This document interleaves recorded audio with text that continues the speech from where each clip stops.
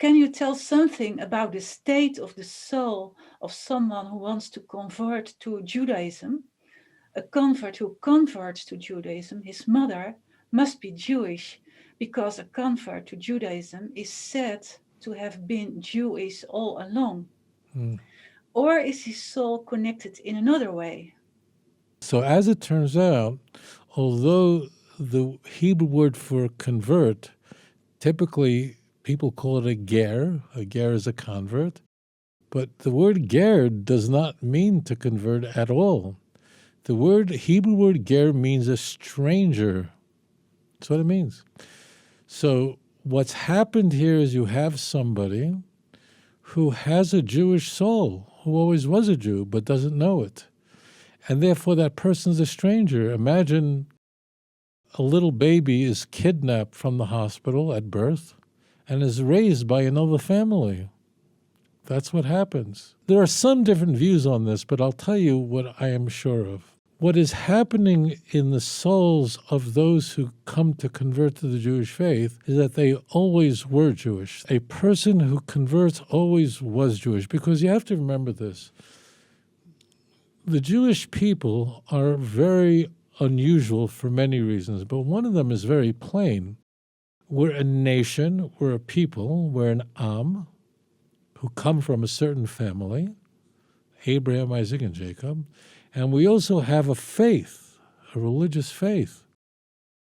This is very unusual. This is almost unheard of in the world, that a nation is called an ethno-religious group. It's almost unheard of in the world.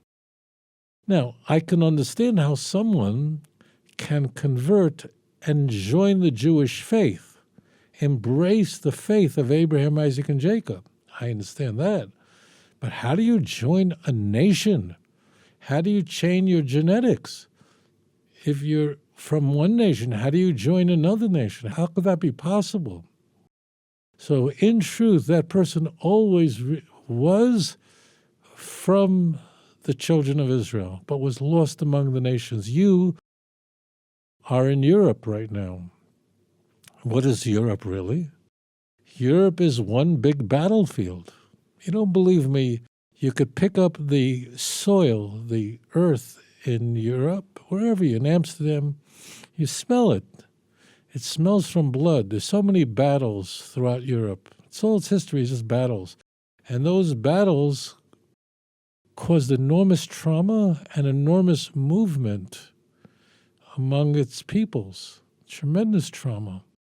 That means that people moved from one land to another land, gave up one religion for another religion just to survive. Even Holland, which has a very traumatic history, and people moved and shifted to escape persecution. There were times when people escaped to Amsterdam in order to run away from a problem in another part of Europe. As a result of that, there are so many imposter Gentiles. There are so many people who think they're not Jewish, but really their great-great-great-grandmother was a Jew, but she realized in order to survive, she has to become a Christian and then marry a Christian man. And no one would find out. That's the big secret. And you certainly are not going to pass that information on to your children and grandchildren, because they're likely to tell the secret. And this way you can escape Hitler's ovens. And this way you can escape all kinds of persecution. Now, all these Jews who were forced, in a sense, to convert, I say forced, meaning they were in an unenviable situation. Or some people, you couldn't be a professor in a university unless you became a Christian. They wouldn't let you in. You couldn't become a doctor and go to medical school if you were Jewish. You couldn't be a conductor in an orchestra unless you became a Christian. That's what happened to Mahler. He converted to Christianity. He was a Jew who became a Christian. And there were many philosophers who were Jews who became Christians because they couldn't gain entry into the university. The Jews, for all sorts of reasons, people were forced to become Christians. It's a crazy thing because, if Christianity is such a good thing, why do you have to force people to do it? Why?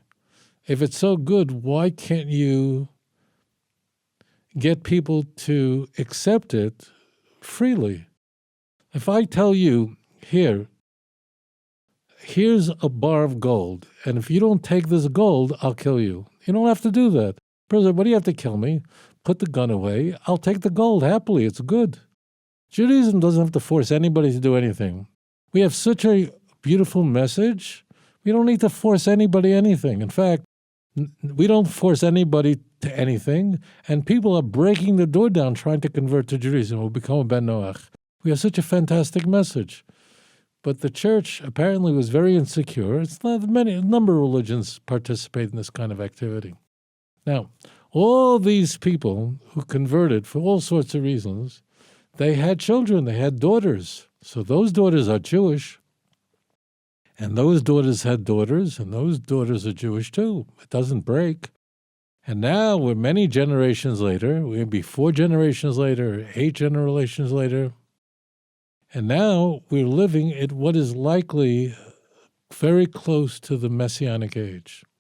And now Hashem is calling people back. He's awakening their soul. He's infusing oxygen into this fire that's just causing it to spark.